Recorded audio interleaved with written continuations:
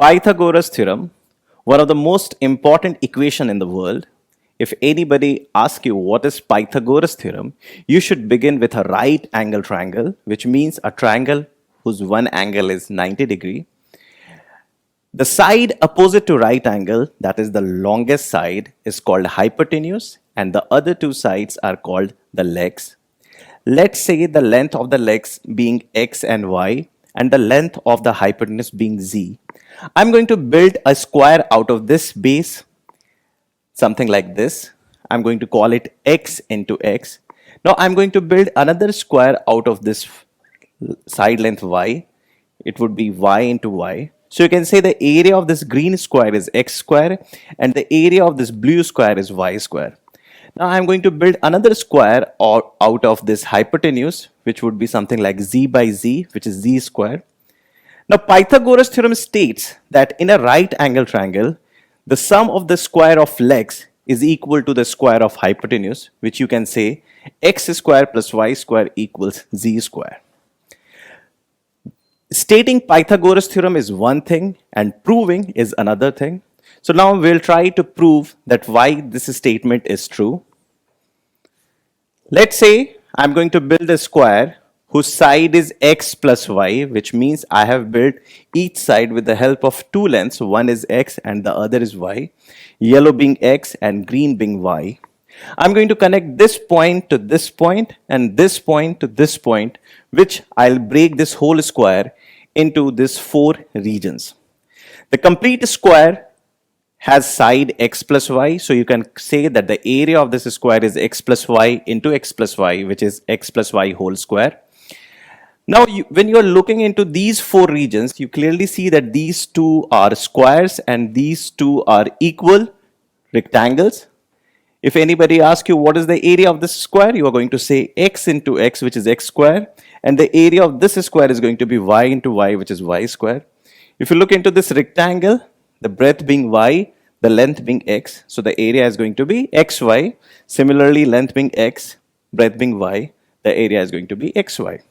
So the complete area is x plus y whole square, which has been fragmented into x square, xy, xy, which will help you say that x plus y whole square equals x square plus y square plus 2xy, which you have already studied in your algebra class.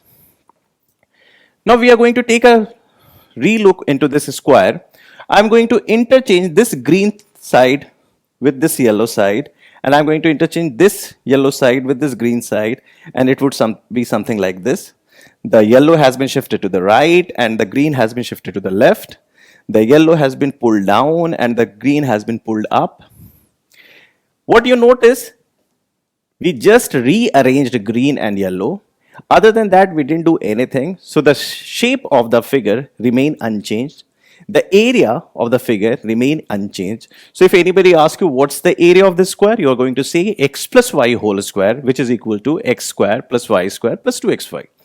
Now what you're going to do, you're going to connect this point with this point, this point with this point, this point with this point, this point with this point. Now what we did, we have divided this complete big square into 5 portions, something like this.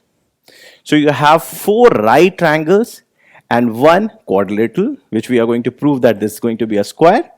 Now if you look into these 4 right triangles, you see the legs being x and y, and the angle containing between x and y is 90 degree. So you can say that all the 4 triangles are congruent, which means they are same.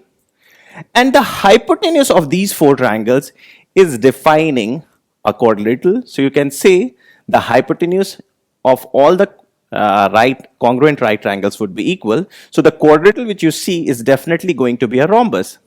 But if you look into a right angle triangle, the other 2 angles other than 90 degree, these 2 angles are complementary angles. So if I call this angle as A and this angle as B, so A plus B is going to be 90 degree. So if this is A, so this is also going to be B, because these 2 triangles are congruent. So this is A, this is B. So A plus B is 90 degree, and this is the angle which is being contained by the quadrilateral or the rhombus. Now you see this is a straight line and the angle in a straight line is 180 degree.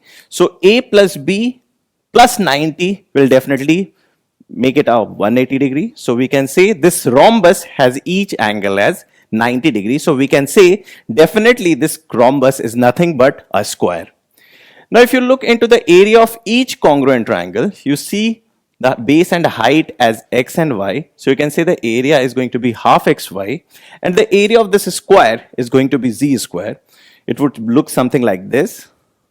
So you can say the complete square has been divided into 5 regions, and each region can be added up half xy, half xy, half xy, half xy, that is 4 times half xy, that is 2xy plus z square. So we can say x plus y whole square equals x square plus y square plus 2xy, which is also equal to z square plus 4 times half xy, and 4 times half xy is nothing but 2xy. This 2xy and this 2xy can cancel each other, and you would be left with x square plus y square is equal to z square, and that is what you have proved your Pythagoras theorem. So if anybody asks you how you're going to prove it, you're going to prove it through this amazing visual technique. There are other ways also to prove Pythagoras theorem. Can you find other ways to prove it?